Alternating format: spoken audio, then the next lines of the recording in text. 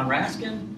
My topic today is Constructivism, Ethics, and Honesty in the Age of Post-Truth and Alternative Facts. I usually think in titles, so sometimes my titles are actually better than my talks. I'm just saying.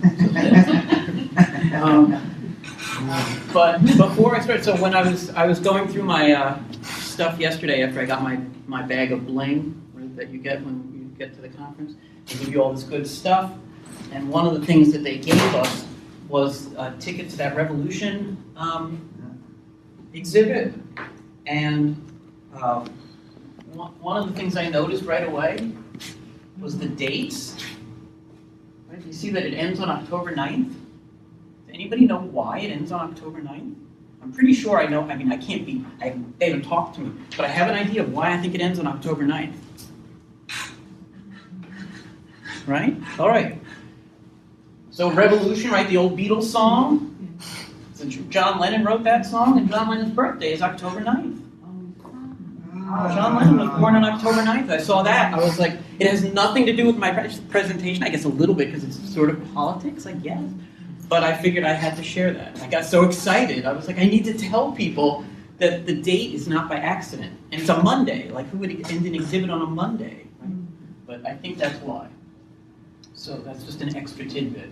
If you get nothing else from this talk, you now know that John Lennon's birthday is October 9th. And whoever did this exhibit knows that. Right. All right. I also want to give you a little moral advisory before we get going. So this is a challenging topic, although I suspect this might not be a challenging topic in this regard, but you can never know. And I don't know about you, but I've been in lots of situations over the last year or so since the whole Trump thing started becoming a steamroller. And one of the things that happens is there's kind of a groupthink, which is that we kind of all assume everybody's on the same page about something, which I think is a really mistaken thing to do. And so my moral advisory is that I'm not a fan of Trump. And it's okay if you are, although a lot of times when you move in academic circles, if somebody is, they won't say it, or they'll pretend they're not. And I think it's actually a terrible thing that we live in such a time that we have to all sort of pretend. I mean, I may disagree with somebody, but I want to talk to that person. I don't want to simply have them feel shamed into silence. I think part of that is why we actually have Trump, but that's a whole So if at any point you're irritated and bothered by any of the things that I say, I mean, it's not, the talk is more about the psychology of it than the politics of it, but whenever you're talking about these things, I don't know, if you teach, you get student evaluations and you're surprised by the things that deeply offended people that you had no idea, So anyway, that's my moral advisory. But I got interested in this whole alternative facts thing. This kind of struck my interest as a person who has spent a lot of time writing about constructivism and alternative constructions. We had this notion that came up right after Trump took office about alternative facts. And, I like this cute little cartoon. We've got this quote from John Adams. Facts are stubborn things, and whatever may be our wishes, our inclinations, or the dictates of our passion, they cannot alter the state of facts. And Trump eloquently looks at him and says, wrong. That people had a lot of fun with this, right? And so you hear a lot of people, wringing their hands and talking about post-truth and alternative facts, and oh my gosh, what are we going to do? And everything is going downhill, and this is terrible. And people did have a lot of fun with it. Many of you may have seen this cover artwork that came out after the whole alternative facts business started. Somebody did the little golden book of alternate facts, and so you can see the labels, right? We have pancakes, we have rocket, we have pirate. I like this one particularly, Mnuchin, right? Steve Mnuchin is one of his advisors, and so actually, when I went and saw recently the maybe you see Wonder Woman, the movie Wonder Woman? Right, Steve Mnuchin is one of the producers of that movie. He's in it. He has a cameo in it, I think. Anyway, his name goes by, and there's a picture of him right there. So he looks vaguely like a carrot.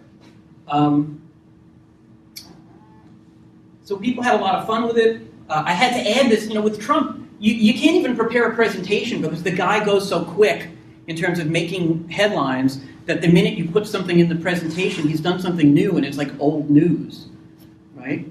Or old fake news, as the case may be.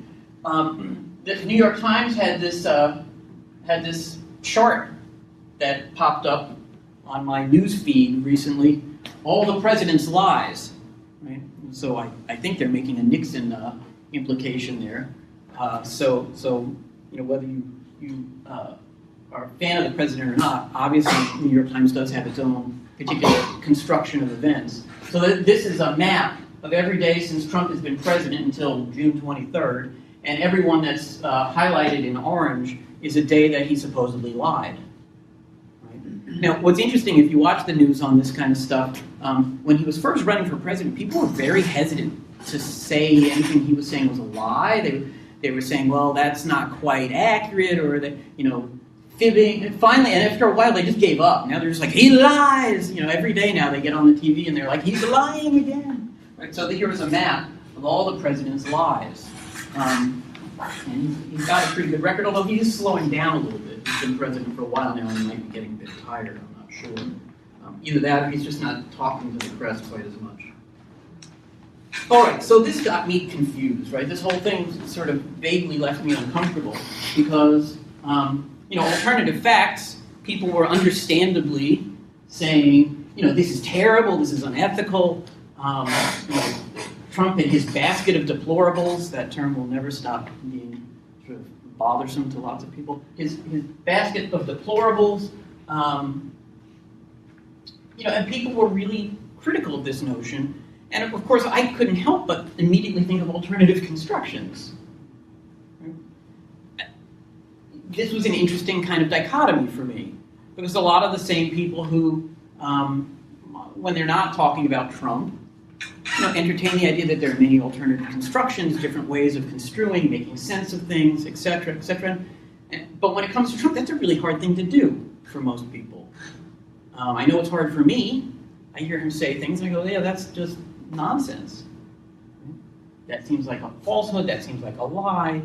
And yet this sort of kept bothering me, especially as I increasingly saw various colleagues on the internet posting all kinds of things, complaining about these lies. And I thought, well, that's interesting, but how do you make it fit with sort of the constructivist orientation? Right? That was the sort of dilemma I was having, not so much that I agreed. I try not most of the time to listen to what Trump is saying, but it was this dichotomy that started to upset me and feel uncomfortable. And so you get to kind of what I consider almost like a stereotype of constructivism. This is what people tell you you're doing. And when people hear that I do constructivist psychology, they immediately start going in this direction, and they start saying, oh, you're the folks who say reality is invented, don't you? You ever get that from people? Right?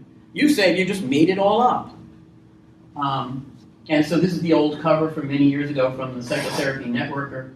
The constructivists are coming, and you've got those superheroes saying, holy epistemology, reality man, it's the constructivists, and they're changing objective reality as we know it with just their minds. And the other guy says, you're right, boy wanderer, this could be serious, think of what could happen to psychotherapy. Because superheroes, by the way, whenever new philosophical movements come out, they always worry about the implications for psychotherapy. And so... John? Yeah. In other trivial facts here, Rich Simon, the publisher, wanted to use Batman and Robin, and he contacted the company. Yeah. And because a Batman movie was coming out, he wasn't allowed. They said they would not allow it. I think it's cleverer this way, actually. I think it's cuter this way. If it was Batman and Robin, we'd be kind of hung up on that. But that's interesting. I didn't know that. I think you might have sent me this image. I'm not sure. Well, when it comes to the alternative facts, it was this whole thing that got us started. When Trump had the inauguration, they took a picture of Obama's inauguration, they took a picture of Trump's inauguration, and Trump and his people kept saying that they had more people attending than Obama had at his, and then people, very gleefully started posting these pictures all over the place. And I believe it was Sean Spicer and the other very impressive folks in the press office over at Trump's White House who, said, disputed it. And then I think it was Kellyanne Conway, the advisor, who said, well, he wasn't saying that he had more. He was citing alternative facts. He was citing alternative facts. And of course, then people immediately started doing this thing. They started having fun with it in all kinds of ways, right? So people, because as soon as political controversy comes out, somebody needs to make a killing on T-shirts. And so people started immediately selling these T-shirts online. Right? Alternative facts are lies, and so. But one of the things that I noticed was I had a bunch of colleagues who were online saying, Trump's a liar. He's lying. These are not facts. And so I just sort of said, well, okay. But is there a way to think about this in a more constructivist fashion? How could we do that? And after upbraiding me, they finally engaged in some conversation, and I think we made a little bit of progress. But it's a challenging thing. So, what does opposition to alternative facts mean for constructivism? Right? I'm not advocating for alternative facts. I'm not a fan of alternative facts. I'm not endorsing alternative facts. But this speaks to a lot of this question of how can constructivists make truth claims, and importantly, if you don't agree with these alternative facts that are being put forward, how as a constructivist person can you put that out there without necessarily relying on the traditional way of just saying, well, there's truth and there's falsehood, and kind of those of us who have access to the way things really are know the clear difference. To me, that's where it starts to get interesting. And I don't know that I have a final answer to this, but I have a few sort of half-baked ideas that I thought I would share with you. And so, what I'd like to do is spend a little time on 4 constructivist strategies that I've been playing with. Some of them I think are more thought through than others, and I'd like your help in thinking them through after I talk about each of them. 4 constructivist strategies for refuting alternative facts. Now this could apply to whatever alternative facts it is that you're opting to dispute. I happen to be focusing on Trump because he's kind of in the news and hard to avoid these days. And so... John, is number 3 George Kelly or Kellyanne Conway? No, it's not Kellyanne Conway. No. I don't. Last time I checked, she has not attended one of our conferences in many years, and so I don't think. All right. And so I actually tried to do these somewhat in the first one being the most theoretically dense because I figured I'd wear you out then, and then after that I'd kind of have you where I wanted you. The first one is toggle between what I'm going to talk about as ontological and epistemological modes of construing, and we'll talk about defining lies in constructivist terms.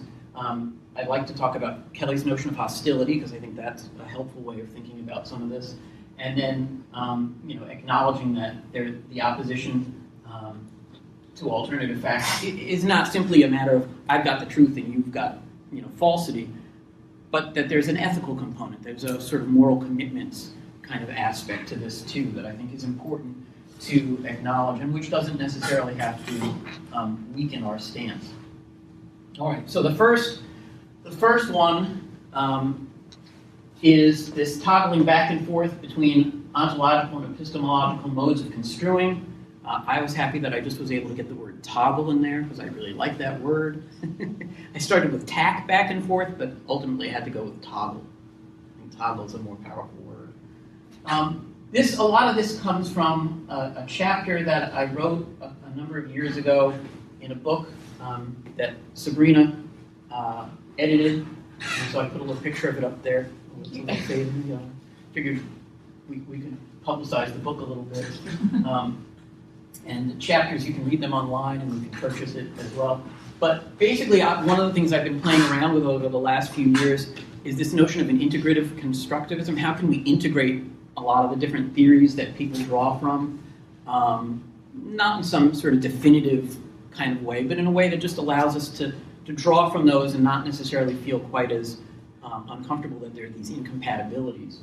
And so I've come up with 4 kind of premises of an integrative constructivism. I'm going to focus mainly on the 4th one. The first 3 I'll blast through relatively quickly for our purposes here, but basically that people are informationally closed, right? Information doesn't get in or out, but what you're in touch with is your own internal process. People are active meaning makers. That's not really a shocking claim for anybody who's attending this conference. People are social beings, so that this speaks to some of what we were talking about at Michael's talk, for those of you who were there this morning, about how do we form intersubjective kinds of realities. It would also speak to the sociality corollary.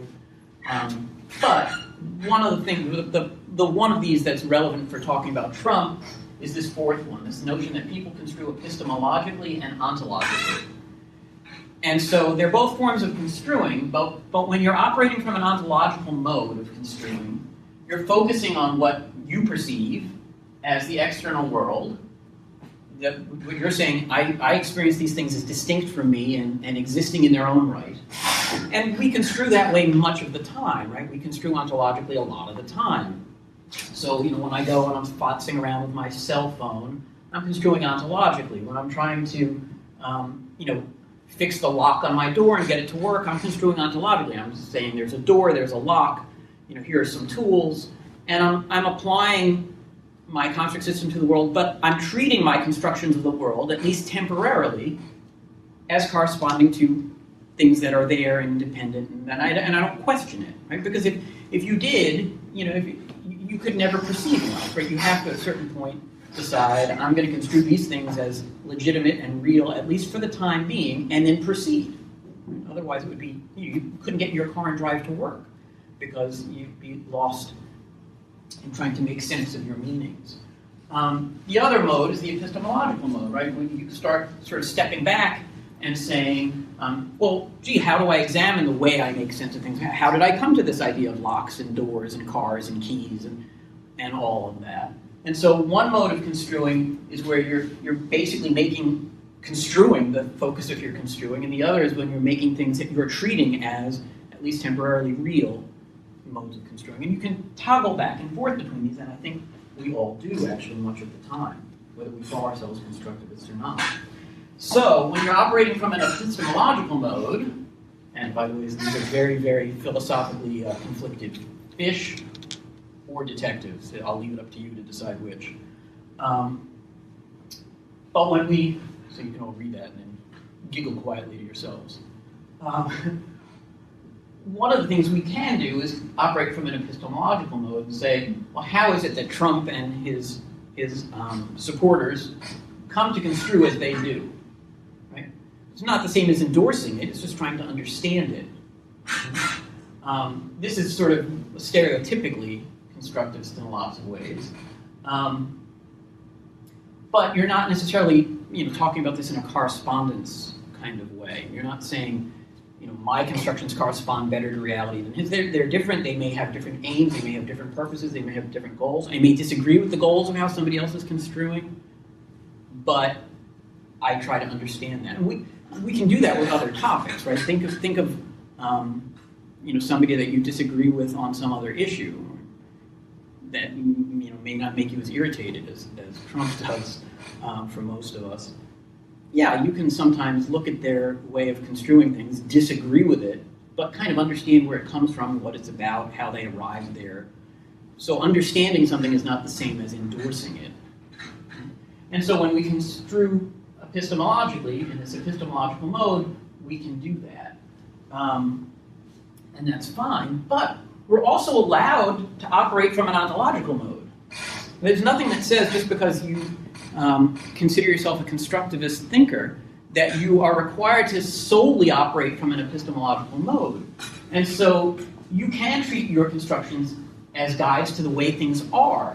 And again, you may be only doing it for a limited amount of time before you then step back into the epistemological mode, but you're allowed to do that. And in fact, you do that. You do take your constructions as reflections of the real, at least for certain periods of time. And so you can say, look, Trump's alternative facts are wrong as I construe things. You're allowed to do that. There's nothing forbidding you from doing that. But I think it's also important at the same time that you're doing that, if you're aware of these different modes of construing, it, at least for me, allows me to not feel like I'm somehow being inconsistent, that I'm not somehow stepping outside of the constructivist paradigm or somehow violating a core set of constructs that I have for myself. All right. So before I move on to this one, do you have questions on the first one, on this ontological, epistemological modes of construing? We're doing okay. Cool.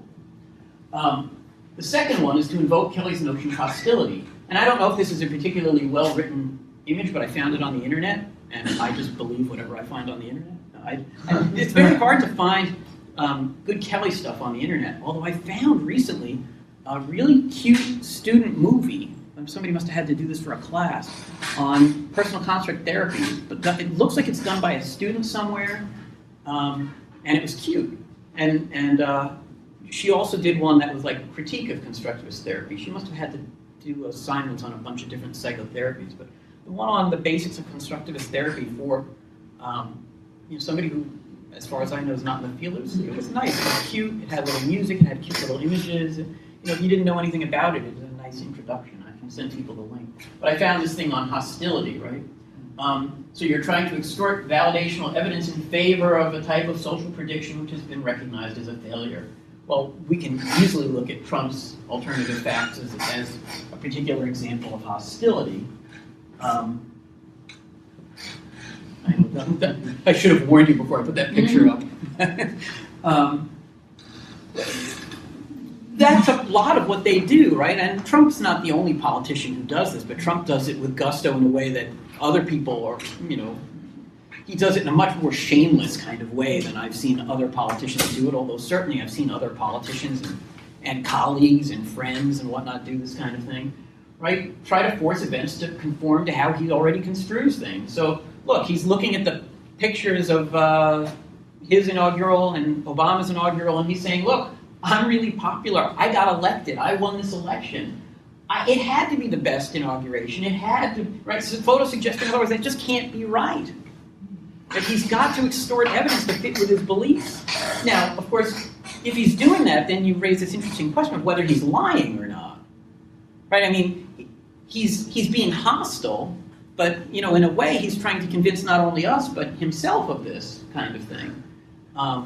And to me, when I watch him on TV, a lot of times what he's trying to do is almost like, make himself believe. I don't know that he's always doing it in a deceitful way. Right? Sometimes it feels more hostile. And so sometimes we get, angry, right? So when somebody's saying that, look, my inauguration had more than Obama's in terms of people at it, right? We get angry because that doesn't fit my construction. Look at the pictures. Come on, look at the pictures. There's evidence, right? And we get angry. We get frustrated. Sometimes, actually, on broader sorts of themes, right, we get threatened. Right? I think one of the things that happened right after the election is you saw all these people walking around kind of slack-jawed because how could this guy get elected? How is it possible? Like, well, maybe you're only talking to people who construe the way you do. And that's very threatening. The idea that there are people out there who have, alternative way of construing that so violates a lot of the ways in which most, not all, of the people in academia construe. I had one student, I don't know why I'd never taught politics in class. I was teaching a course that had nothing to do with constructivism, but he somehow latched on to me and used to come talk to me.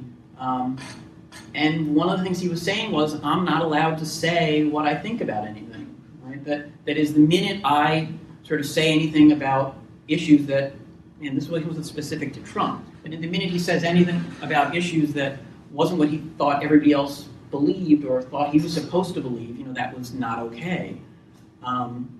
That's troubling in a lot of ways. And I think you don't make that go away by not talking to people about it. I don't think they just leave. They just sort of dismiss you. They no longer want you're no longer an open-minded person as far as they're concerned. Although you think you're so open-minded that only open-minded people like you should really speak up and say, no, there's no... I once knew somebody who said, on a liberal, open-minded campus like this, there's no room for ideas like that. I said, I wasn't sure if it was worthwhile to send them a dictionary definition of irony or not. But the third one that I wanted to talk about as a possibility here is this notion of defining lies in constructivist terms. Right? What does it mean to lie when you're operating from a constructivist constructivist kind of perspective? And so one of the things that's kind of interesting is this notion of when is Trump lying in the sense of he's saying something that isn't consistent with what he actually construes, the way he actually construes things. Right? So like if I construe, the iPhone is superior to the Android phone, but I tell you I like the Android phone better, and I know that I actually construe it the other way, within constructivist framework, that's, to me, lying. But whether or not he's doing that is not always clear.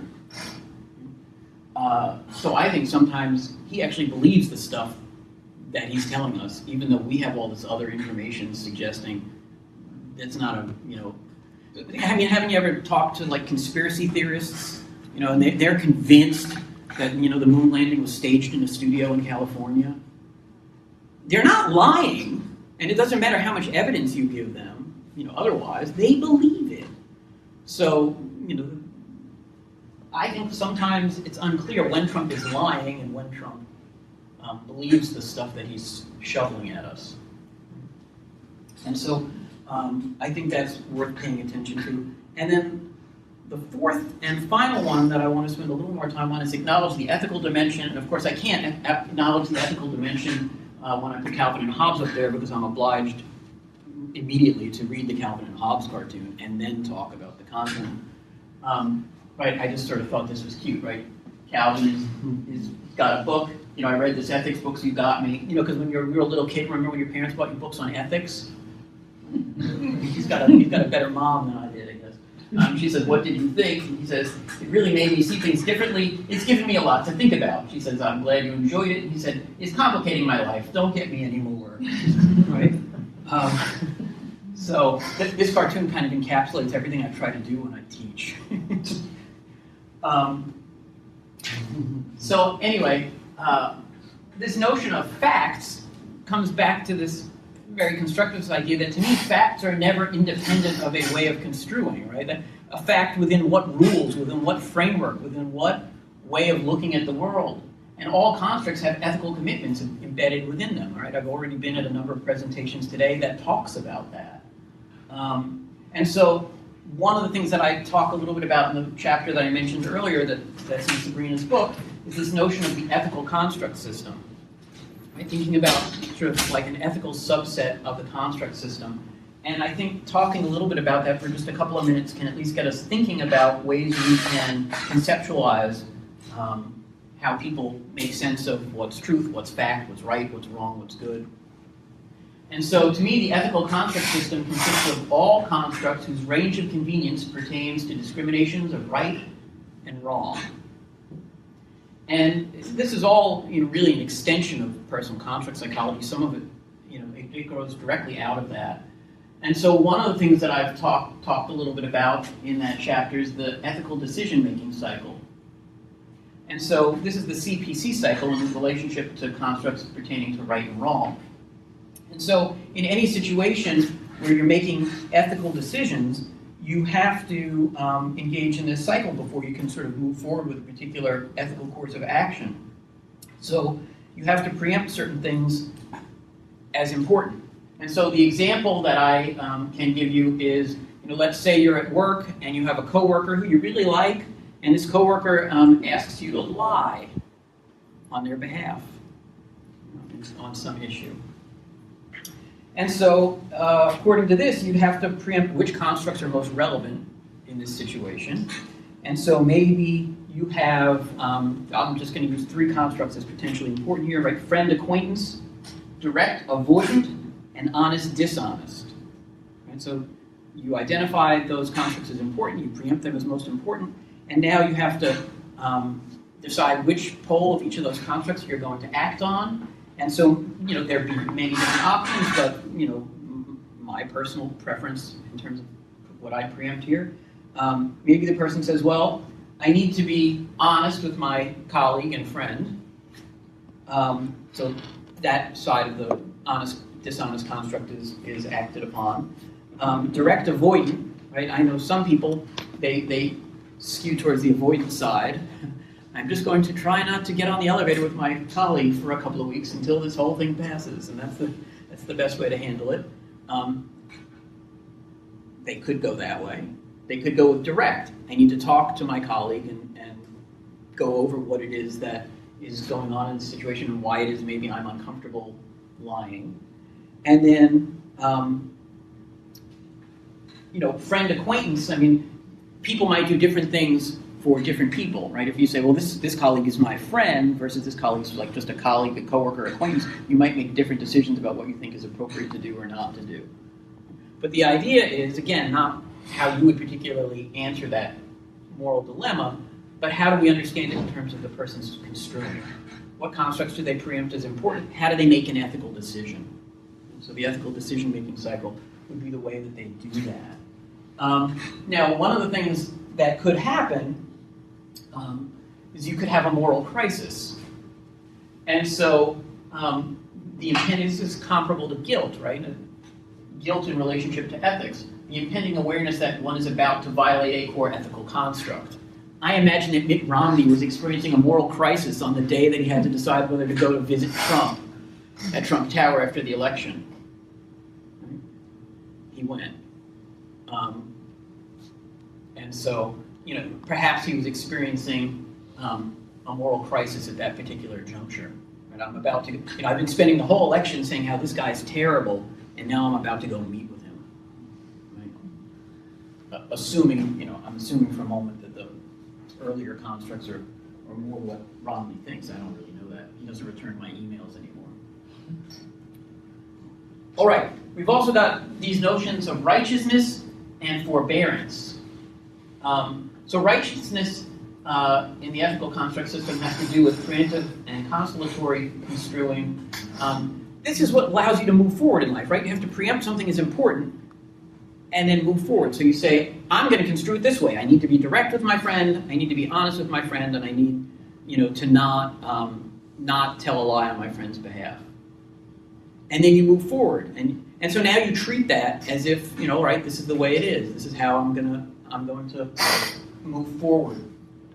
And this can prove really handy when clear-cut moral judgments are required. Sometimes, you just have to move on, right? So, if you're one of the examples I give in the chapter may not be the best example, but it's the best I could come up with. If you're in a bar and somebody starts hitting on you and you're already in a committed relationship, right?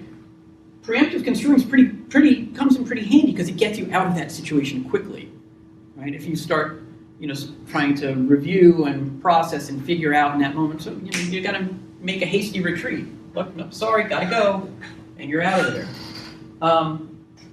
But one of the risks of this kind of construing is that you can become a moralizer, and so you don't have to, but you can. It's a potential pitfall. You can start hostily imposing ineffective ethical constructs on others in order to validate them, which is, I think, sometimes what people's reactions to Trump are.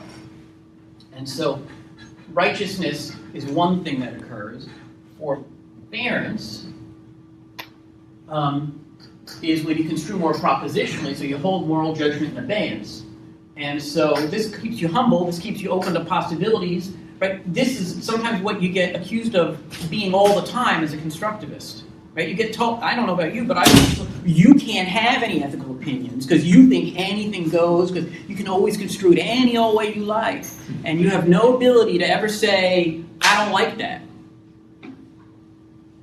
Based on my understanding, I don't think that's the case, because yeah, you can construe this way sometimes, and I think sometimes this is called for and useful, but there's nothing that says I can't sometimes construe in a more preemptive kind of righteous kind of way, right? I don't think that non-constructivists hold the corner on righteousness, nor do I think non-constructivists hold the corner on the risks of righteousness. I think constructivists can be moralizers too. And so righteousness and forbearance is a nice way, I think, of thinking about ethical construing. And then there's this notion of crusading. I purposely use this term in a provocative kind of way, the same way that I think that Kelly used aggression in a provocative way. I think of crusading in the ethical realm as being very aggressive. But of course, when you're aggressive, you're open to the idea that it might not turn out as you thought. And so, the muckrakers were crusaders in the sense that they were aggressively testing out and looking into investigating certain situations. Investigative journalists who want to deal with Trump can be crusaders in the sense of doing good journalism, right? Pursuing information and experience that will give them evidence that confirms or disconfirms their constructions. But they have to be open to the evidence, right? So this is where we get into like a lot of the fake news on the internet, which is simply about, it's hostile. It's just confirming whatever the opinion is of whatever that fake news source happens to be. And so we increasingly have to deal with that as we're reading stuff that comes across our Facebook feeds. And so this differs from moralizing because you're open to revising your constructs. You're willing to do that. So I have, Upton Sinclair's The Jungle, because he was a muckraker, right? Uncovering all the violations of the sweatshops in the early 1900s, and then I have the Washington Post. They still need to. I still need more evidence before I fully get there with that they're doing the same kind of work. But there's always a fine line between crusading and moralizing. So it's great to be a crusader, but you just have to always be careful. You always want to not cross that line. And some of us, we all will at times cross that line. None of us are perfect. But the idea is to have an awareness of it. And, just because, in my humble opinion, President Trump doesn't pay attention to this moralizing versus crusading difference doesn't mean that the rest of us are required to not pay attention to it too. You notice, by the way, that Trump's critics get themselves in the biggest trouble when they try to play on his field. They always lose. They always lose when they go on his field. They decide, right? Remember when Marco Rubio during the debates decided he was going to get mean like Trump? Totally didn't work. So whenever people try, or what's the comedian who did the dead Trump, really stupid dead Trump pictures recently? You know what I'm talking about? Kathy Griffin, right? I was happy because now I don't have to spend another New Year's with her. Right? And in the United States, she does the New Year's show on CNN. And every year, I'm like, can we please turn my daughter likes her. I'm like, can we please? I don't want to spend New Year's with Kathy Griffin. But as soon as you go on that playing field, you lose. And so I think it's worth, because I think what happens is people start going to that same place. Like he's behaving in this kind of hostile, in a Kelleyan sense, kind of hostile way. So I can play that way too. And I think that it does you no good in the long run. Anyway, those are some of my half-baked ideas about all this. I told you the most interesting thing I was going to tell you was that John Lennon's birthday is October 9th. But I'll leave that to you to determine. That's all I have to formally say. I don't know how much time I have left, but I would be happy and interested in taking questions. 6 minutes. I have 6 minutes. Yes. I get stuck in a difference between different kinds of fact assertions. Yes. I'd like for you to see if you can contextualize them within what you've talked about this. I'll try. There's certain fact assertions that are like meanings asserted as facts. I'm the greatest president of all time, or we're moving faster than any other administration. And then there's sort of historicity assertions. I never said that. Or there were 400,000 people in the room, and you look around and there's 23. Are those the same kinds of statements of facts that are subject to the same kinds of, well, this could be a lie, or it could be hostility, or can you help me contextualize? Because there's a difference in my mind between saying, well, I read it differently, than saying, I didn't say that, and you played the tape of me saying that. Right. I mean, in terms, I think it's a really good question, and in terms of thinking about that, there's two aspects that I would focus on. Right, one is, if Amberly says, I didn't say that, but we have tape and we show it to her, and you and I say she didn't say it, but she still insists she didn't say it, we're going to feel, regardless of what she says, we're going to feel better about ours because we can talk to each other, right, and say, look, it's on the tape, come on, we both see it, we've got it here. As opposed to when it's not as easy to come up with experiential data that you can look at. But it's also an interesting question as to why is it that Amberly still insists, right? And you can focus on, she's stating something that's a falsehood aspect, but you can also focus on the psychological element of what's going on with Amberly, right? Although this is obviously a silly example because that would never happen, right? And so, to me, that becomes interesting. What's going on? Right? When all these folks come out and they're saying these things, what's psychological? Also, people who love Amberly and will never look at our tape because they love Amberly and will never listen right. to say it. Say, well, that's you didn't lie. She didn't lie. She just has alternative facts. But people do that's that. troubling in a different Yes. way than just we experience something Yes. differently, and so we come away with But it. I've seen that in lots of situations with people, right? So you hear people, somebody does something, they get in trouble, and then folks say, I know that person, they would never do that. And even when they're shown evidence, right, they get hostile, they stick to their construction. And so I think Ronald Reagan once said, facts are stupid things. And in one way, he was saying it, and you go, oh, not a good comment. On the other way, What age was he? he was running for president, I think.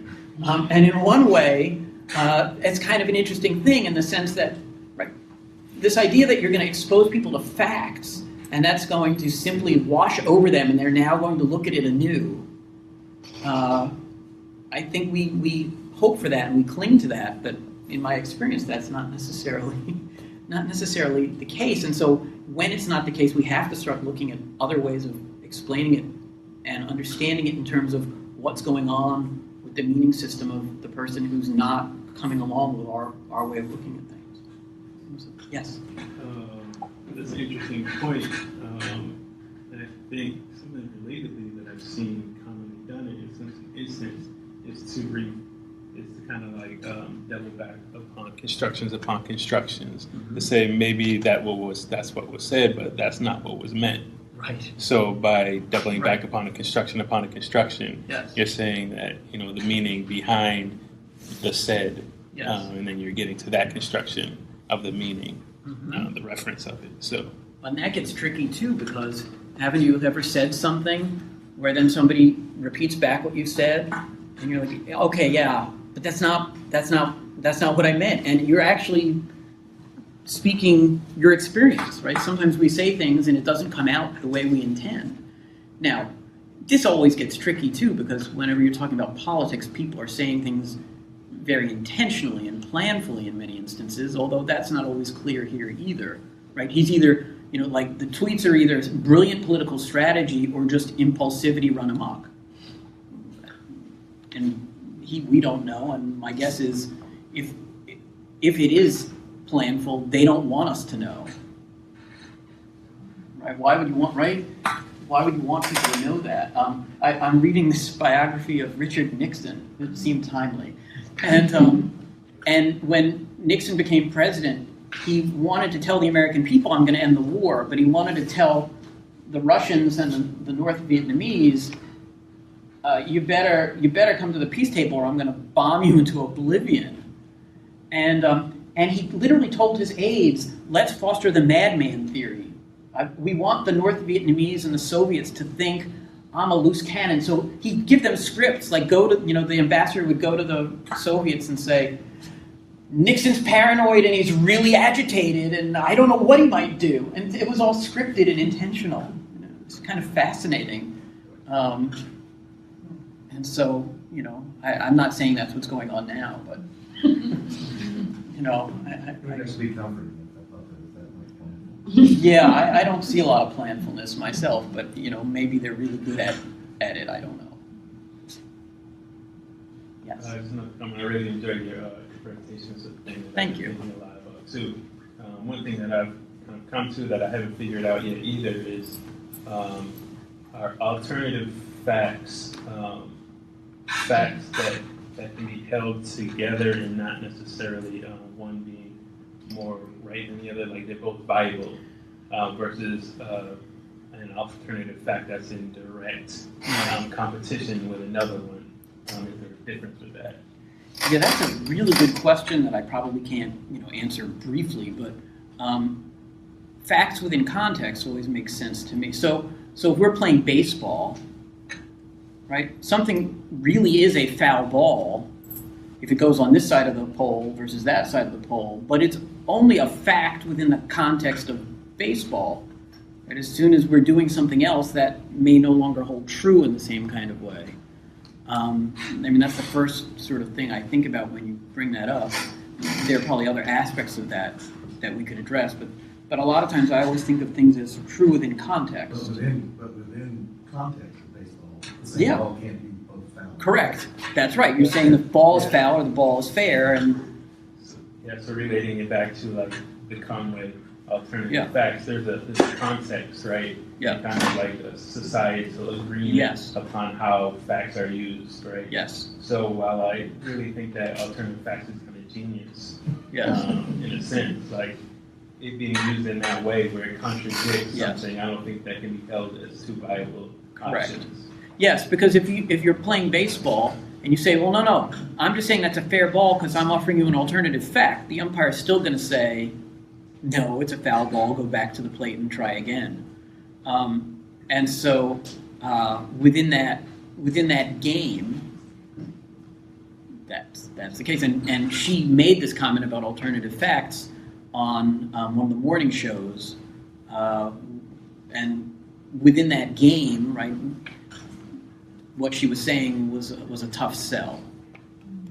She didn't. What's interesting is she didn't convince anybody except the folks who already liked Trump, right? Was there anybody else who was like, oh, I never thought of that. Yeah, alternative facts. All right, I'm with him now, right? Just as no matter what he says, you know, he doesn't lose those people most of the time either. So,